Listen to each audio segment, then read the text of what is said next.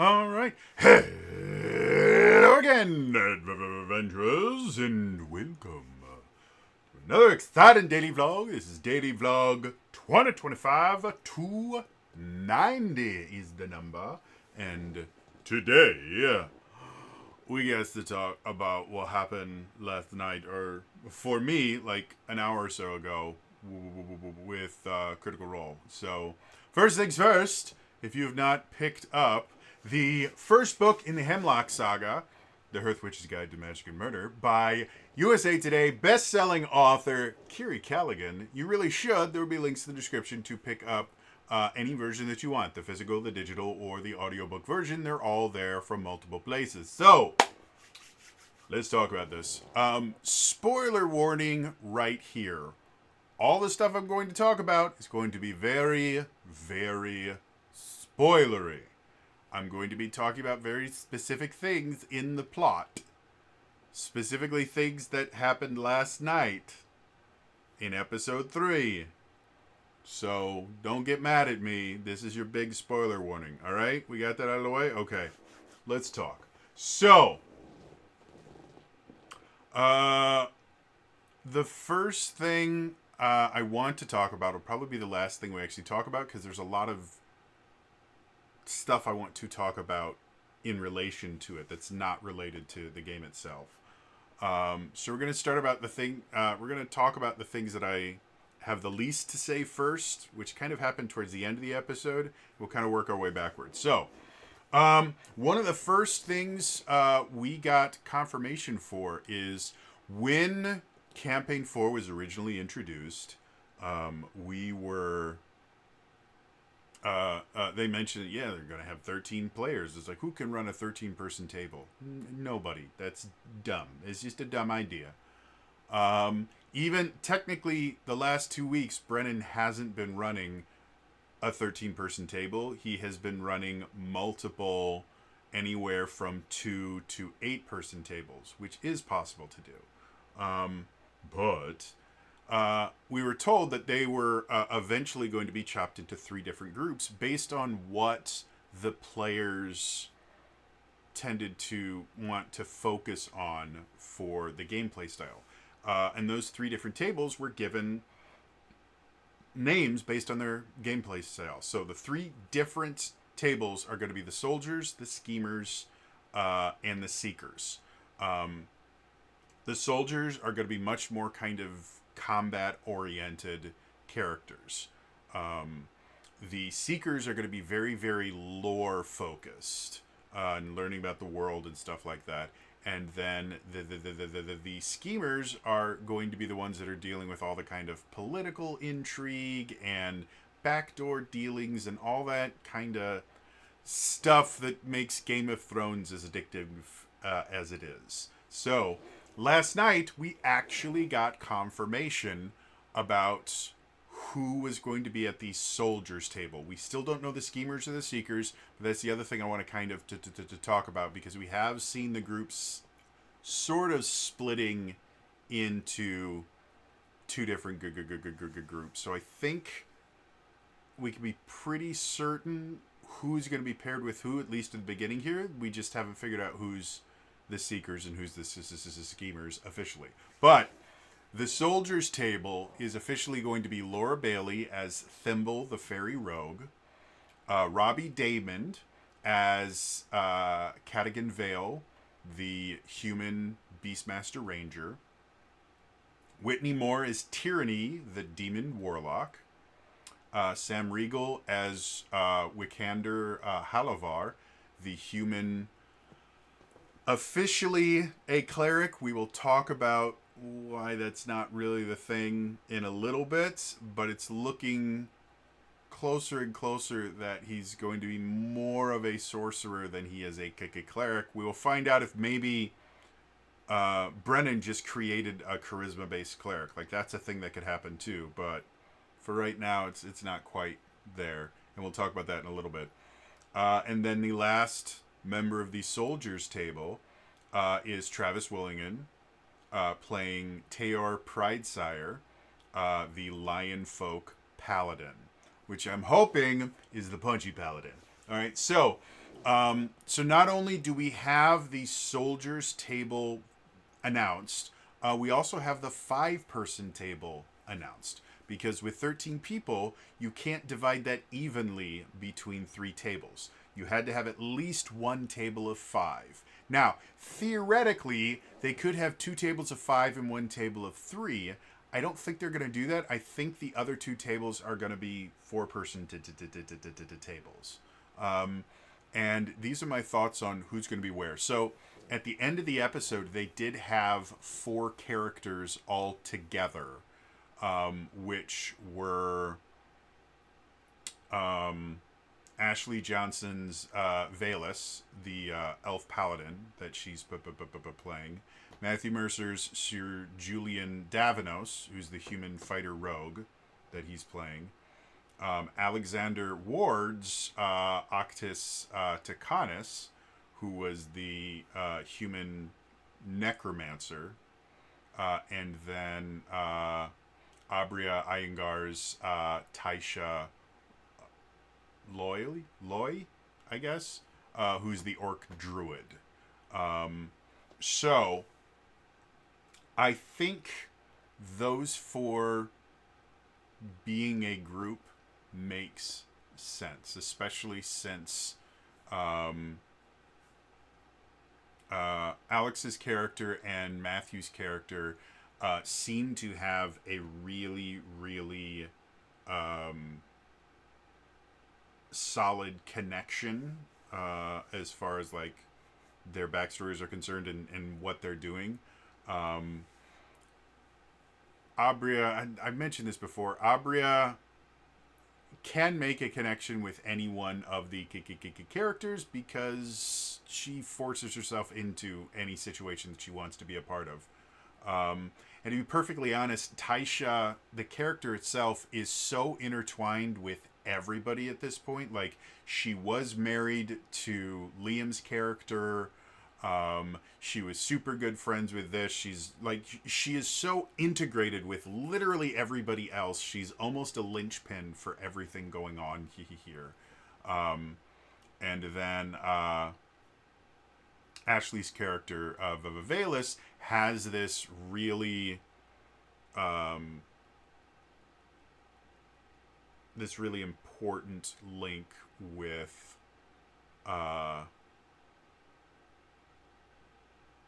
the dead guy, who again Taisha is very close to, and Octis, which is Alex's character, has ties to. So all that stuff made sense, and the way that they were talking in the final thing makes me think that there's a very good chance that Matt, Abria, Alex, and Ashley are going to be the Seekers table, because they all had a lot of really, really heavy lore stuff, especially Ashley's character, Valus.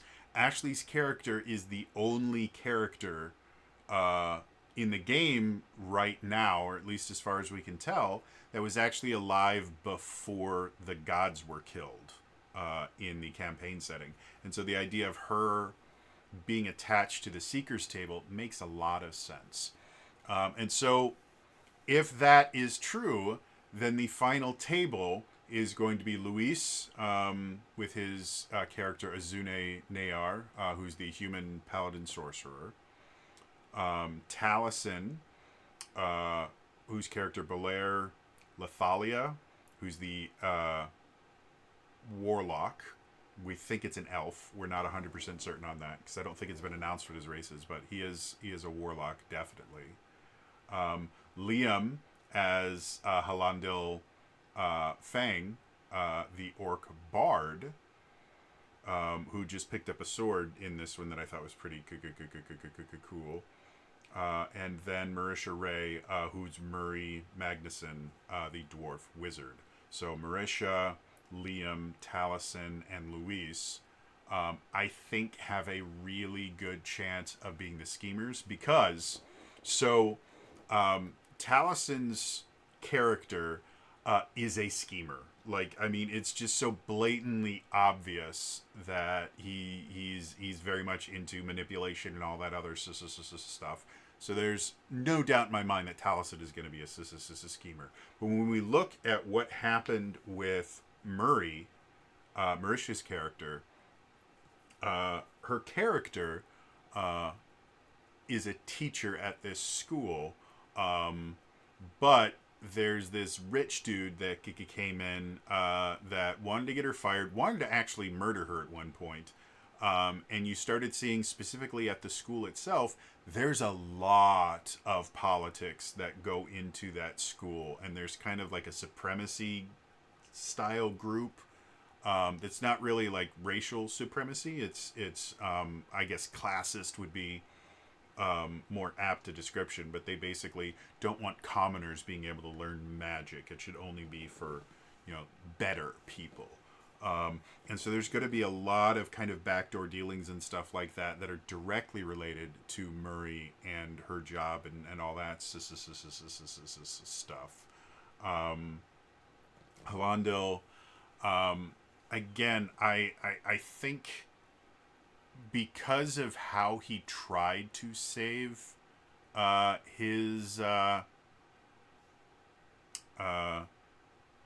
he tried to save his brother through a lot of backdoor dealings and stuff like that. I think it kind of makes a lot of sense that Halandil could be one of the schemers. And then for Luis, like Azune right now is kind of playing a double agent style role where he's pretending to, and he has been for a little while, he's pretending to be with the kind of elitists, but he's actually helping out the resistance and things like that. So in my mind, I think that grouping could very easily be the schemers, and it would be very interesting to watch. So yeah, those are my predictions. Interested to hear from you guys. Do you guys think, first of all, do you think that those are not the groups? Do you think they're going to shuffle them out around a little more? They have one more episode of this overture where they're kind of putting everybody into their groups. So theoretically, they could shuffle the groups around again. But from what I've seen right now, it feels like those are the groups that people are kind of settling into. So yeah, do you think those are the groups they're going to be, and do you think I'm right about which one's going to be the schemers and which ones are going to be the seekers? Let me know in the comments down below. So, in addition to that, the big thing that I wanted to talk about here is the implications about Wikander and his cleric status. So here's another really, really big spoiler. It showed up at the end of the of episode 2, and then it was further explained at the beginning of episode 3. Wikander, who lists himself as, come on, there we go. He lists himself as, what is it? Personality. So he is a priest of the Candescent Creed, which is this religion that kind of worships light, now that there are no deities or anything like that. So he has kind of presented himself as this cleric. However, he was kind of drinking the Kool-Aid a little bit too much, and so at the end of the last episode, his grandmother kind of took him to this secret place where he found this divine-looking being chained up down there. And it was revealed that that's his quote-unquote grandfather. And that's where where episode 2 ended. Well, episode 3, they go into more detail about it. Effectively, what they did is they found this creature whose blood effectively is pure light. Like, it has light energy or light elemental features to it, whatever you want to call it. But it basically bleeds light. And so what they did is they enslaved the creature, trapped it, and then basically tapped it for this liquid light. And the grandmother used some of that light blood as a spell component for a wish spell. And that wish spell was she wanted to have a child. And so the wish happened. She became pregnant. And she had Wikander's father.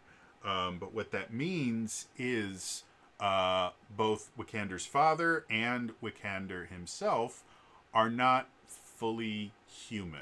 They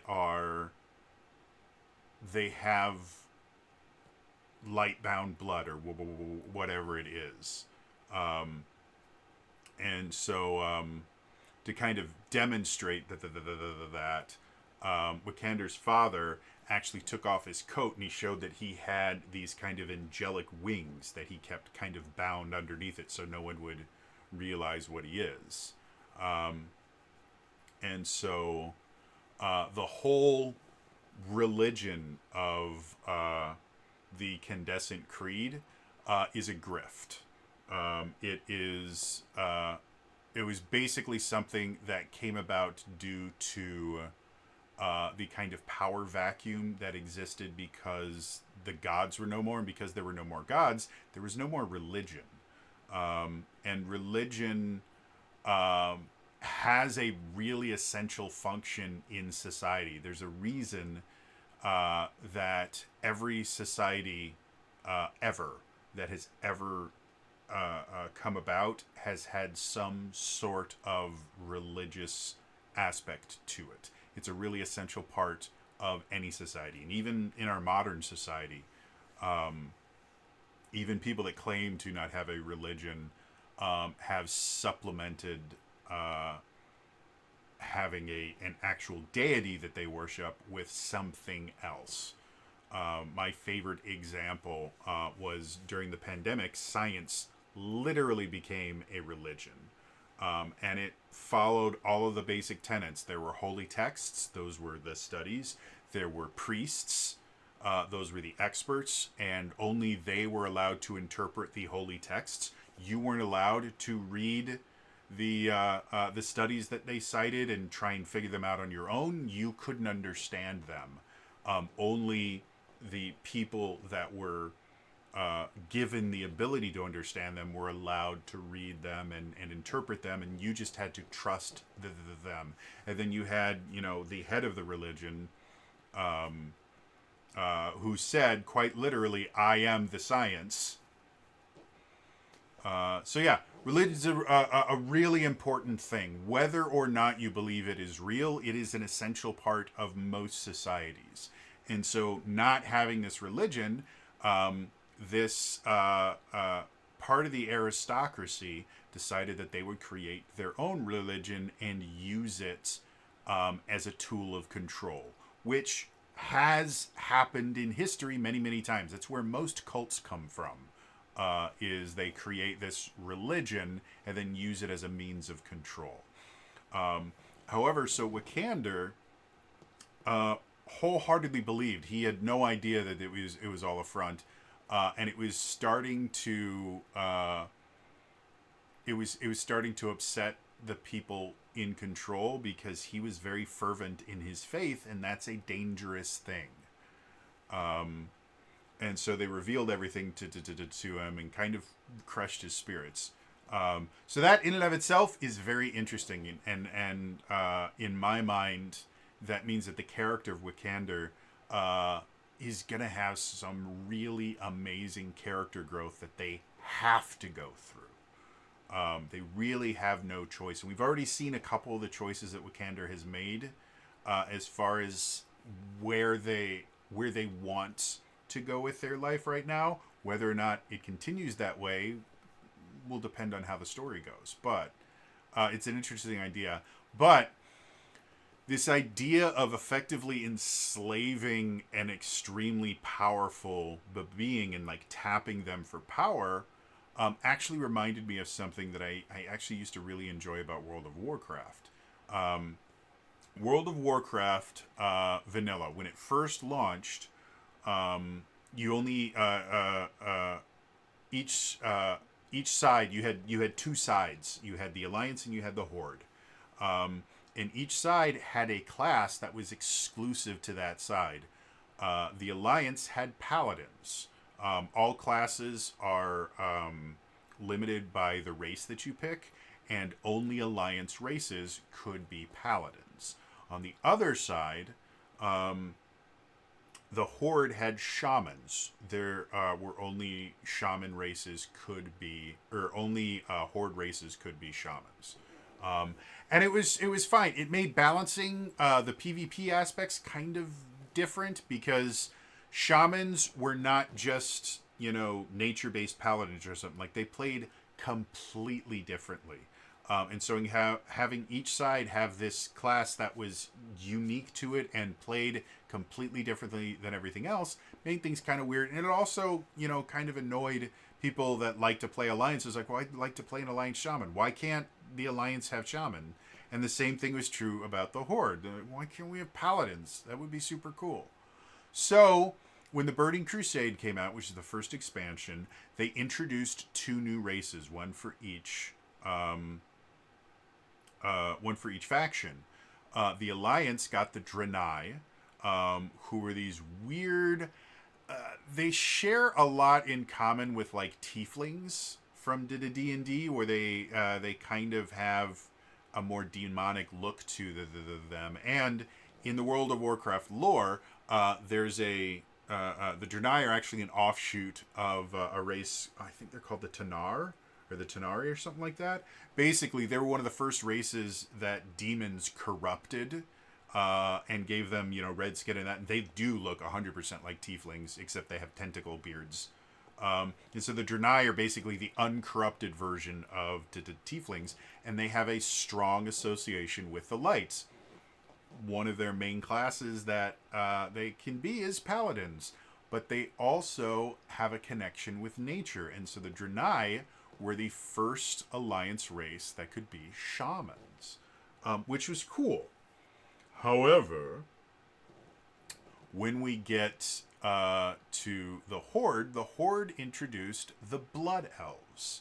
The Blood Elves actually used to belong to the Alliance in Warcraft 2. Elves were one of the units that you could pick up in Warcraft 2, and then in Warcraft 3,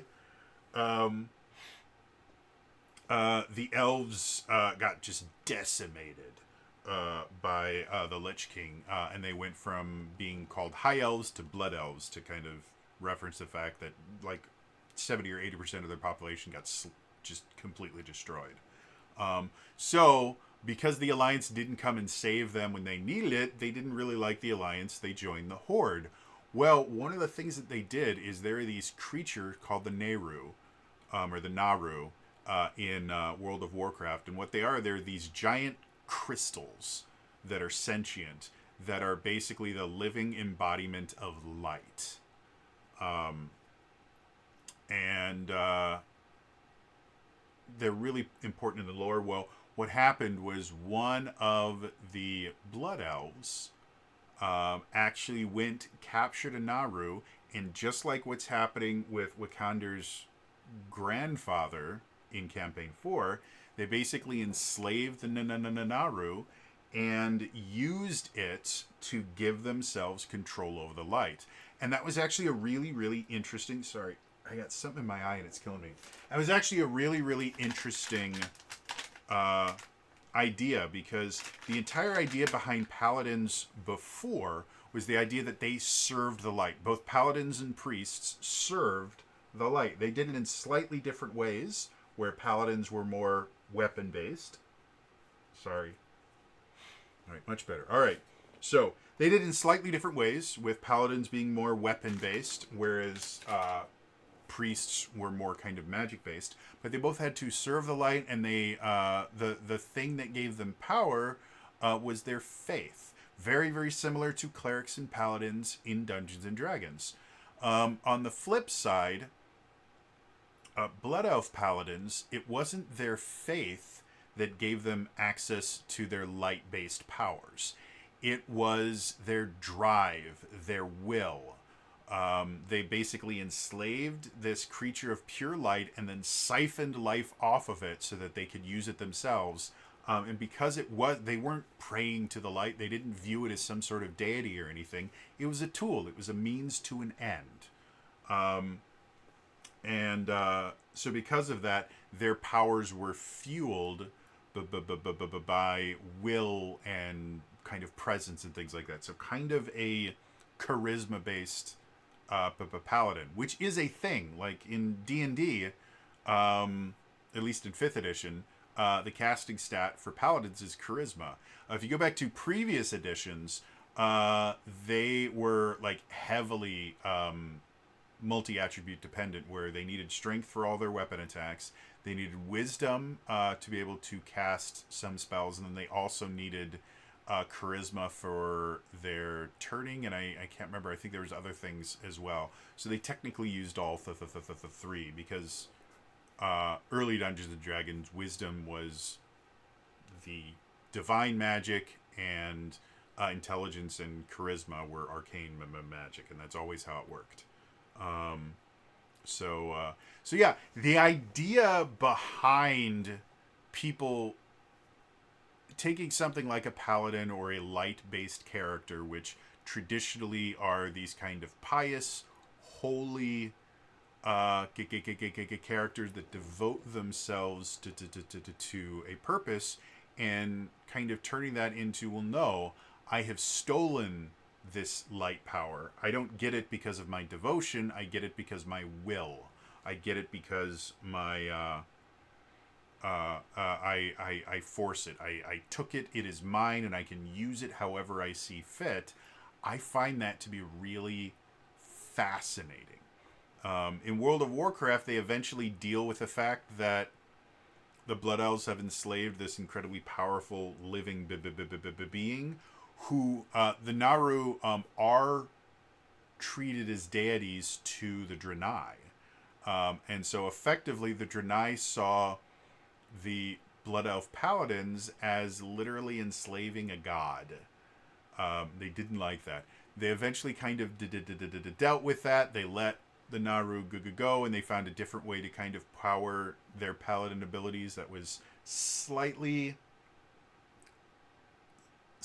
more similar to how traditional paladins did, where it was a little bit more faith-based, but they still aren't kind of worshiping the light like Alliance paladins do.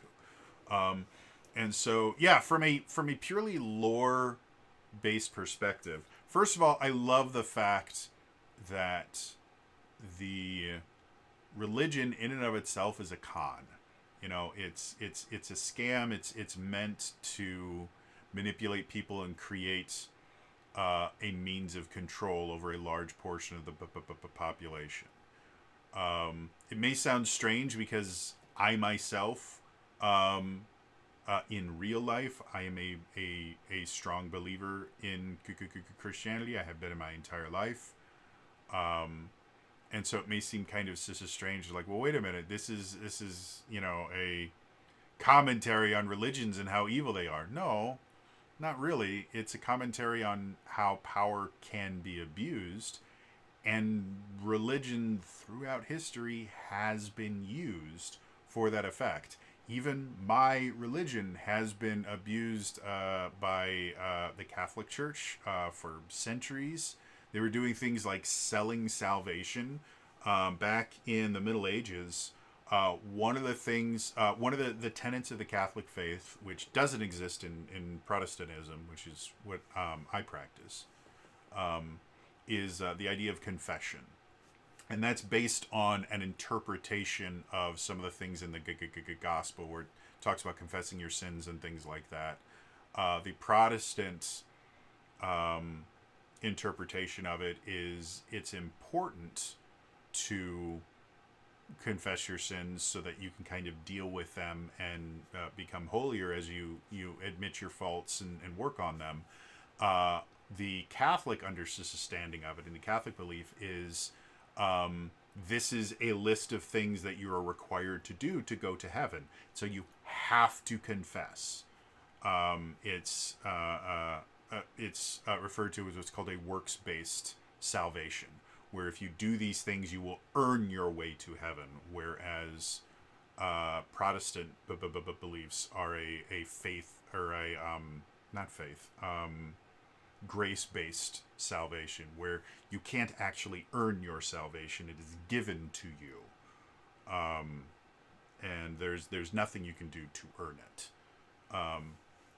So the Catholic Church back in the Middle Ages, one of the things they did was the confession process is not the easiest thing in the world. It's not the most convenient thing in the world. You have to actually go to a church.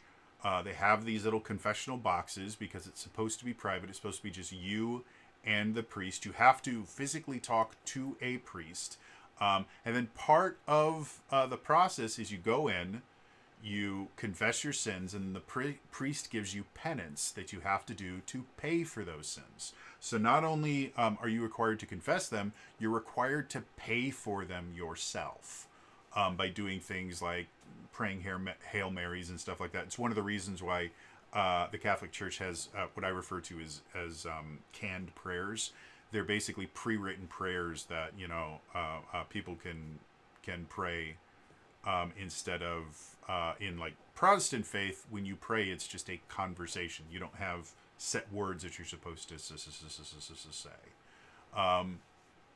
So anyway, in the Middle Ages, if you were rich and didn't want to have to drag your ass all the way to the church where the common people were, what you could do is you could donate money to the church, and they would basically give you a get out of sin free card. It's like, well, if you donated enough, we will just forgive you of your sins because the justification for it was, well, everyone has to pay for their sins. If you're poor, you can actually go through the work of performing your penance. If you're rich, you can just pay for it. Like, everyone's already paying for it. We're just making it easier. And it turned into this massive, massive corruption that actually eventually inspired Martin Luther to break from the Catholic Church. He hammered onto the door of the church. He hammered on this big old list of all the problems that he had with the Catholic Church, and that's where the Protestant faith and the Catholic faith split. Anyway, so the idea of people using religions and basically using things that were intended for good to manipulate and control people shows up in history over and over and over and over and over and over and over and over again. We're seeing it right now in modern history. We're seeing people, like a really, really good example. The idea behind Black Lives Matter is very altruistic and is rooted in, real problems that people have identified. And every couple of months we find out that one of these leaders of Black Lives Matter basically embezzled a bunch of money and just used it as a way for them to make shit tons of money off of guilty white people. Like, that's all it was. The money never went to help any black communities. It never went. It was just a scam.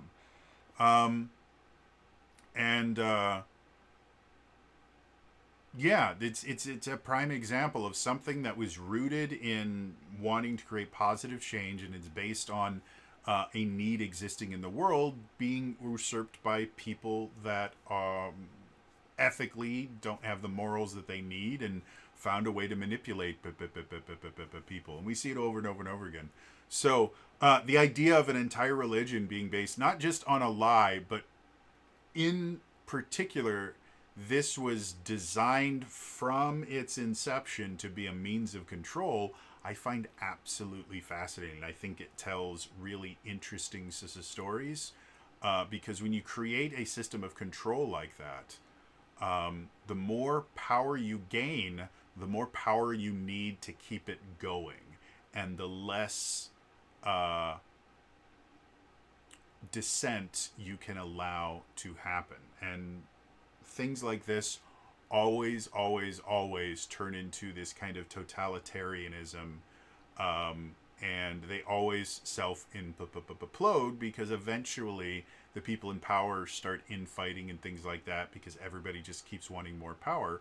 And it ends up telling these really interesting, bizarre stories. and you really get to kind of figure out where your particular morals lie. Are you an ends justify the means person? Are you willing to do something that would be considered immoral or unethical if you believe that the end result is going to be good? Um, are you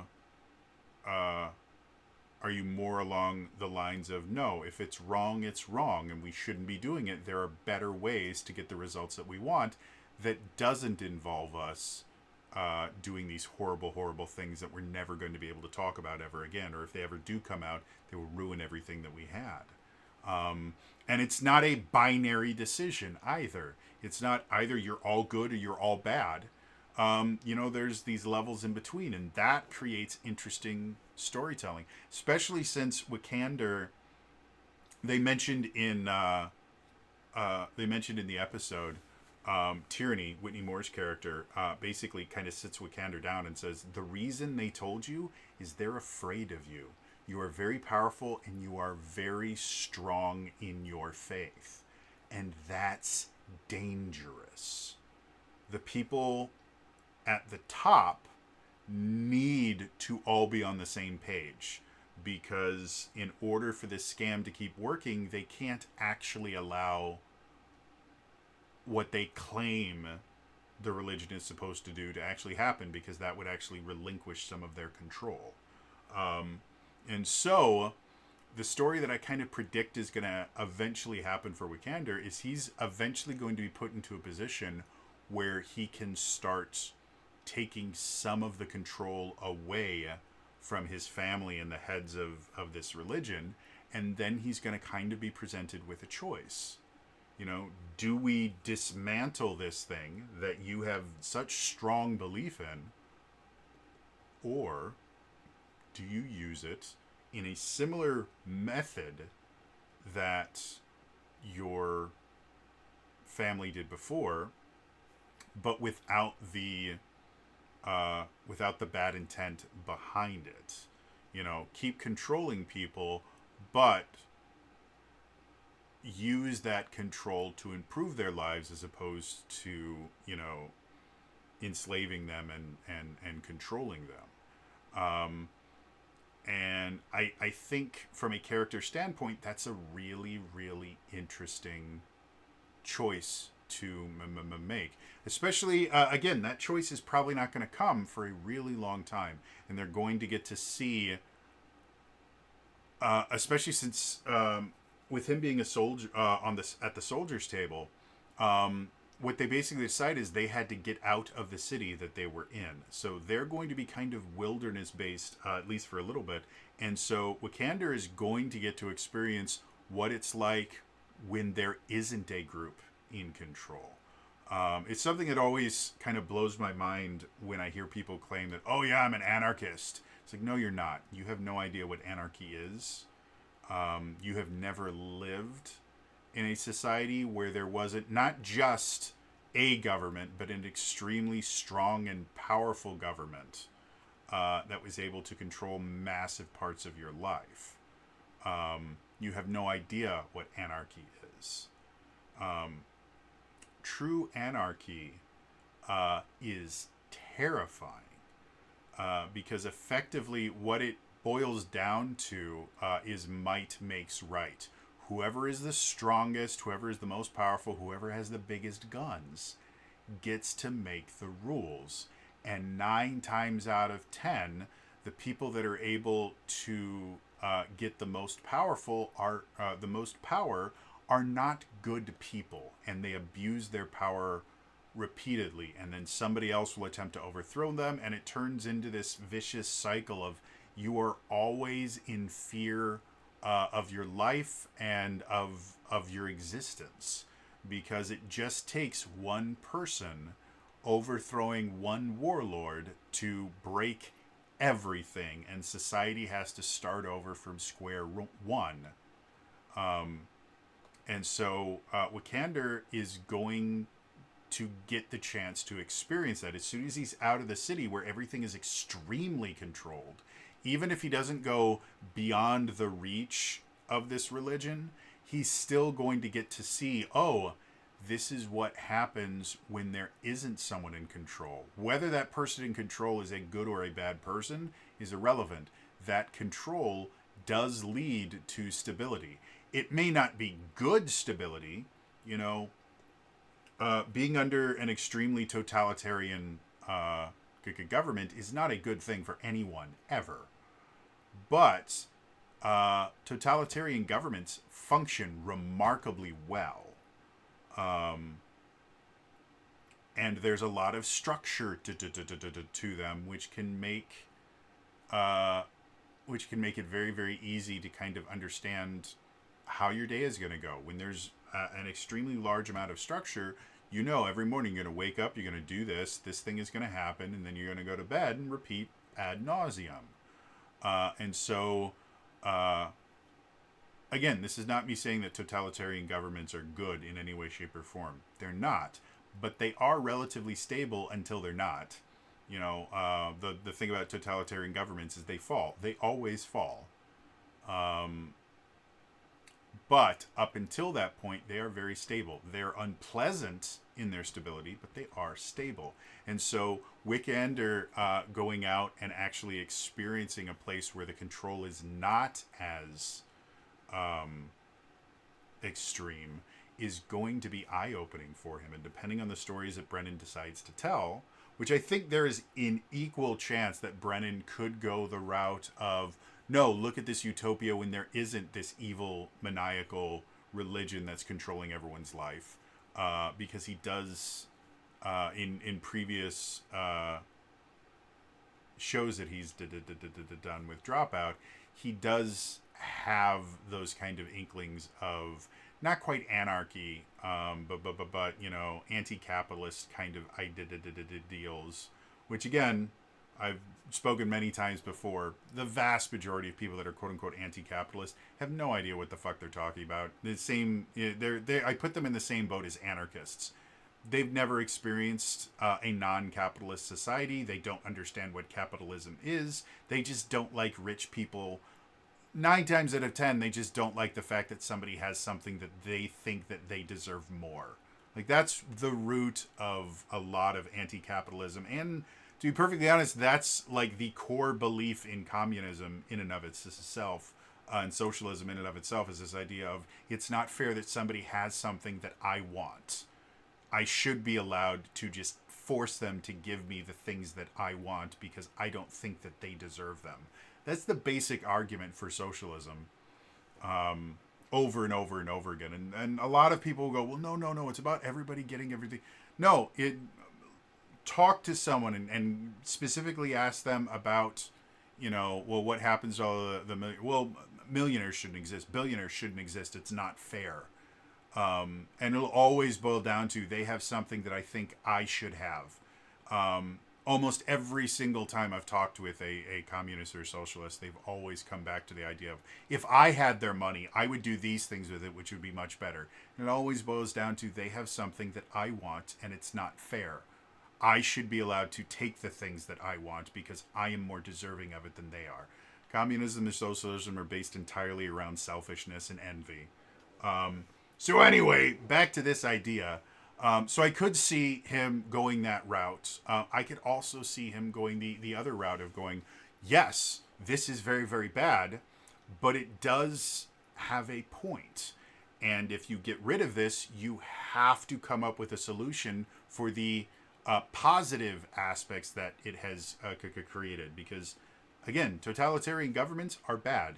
However, they do provide necessary services that if you take out the totalitarian government, you have to replace those services in some way, shape, or form. And it's very, very difficult to do. So, yeah, I really, really like stories like that because it leads to the players having to make very, very difficult decisions. And I think that's what tells good stories. When you have like blatantly obvious, well, these are the bad guys and these are the good guys, I don't think that makes for a good story. That makes for propaganda, for lack of a better term. And I think Brennan is a good enough storyteller that I don't think we're going to have to worry too much about it going in that direction. But yeah, like I said, I love the idea of you know, the light effectively being a commodity that they control and they farm, and then use it to fuel their ambitions. I think that's a really interesting idea, and I'm fascinated to see where it goes. And then, yeah, I want to see what happens with Vikander. I think he's a really cool character. Also, I just really love the interactions that Whitney and Sam have. Like, their characters play off each other so well. And Whitney's character, Tyranny, is such an interesting character, because she was in on the grift from the beginning, and she doesn't like it.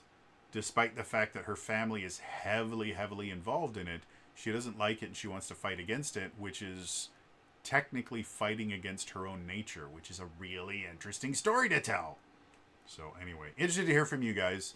What are your thoughts on this whole light, farming thing that they've got going on? Do you like Wikander? Are you not sold with the character yet? Let me know in the comments down below. Otherwise, again, that is all for me today, and I will see you guys next time. All right? Bye-bye.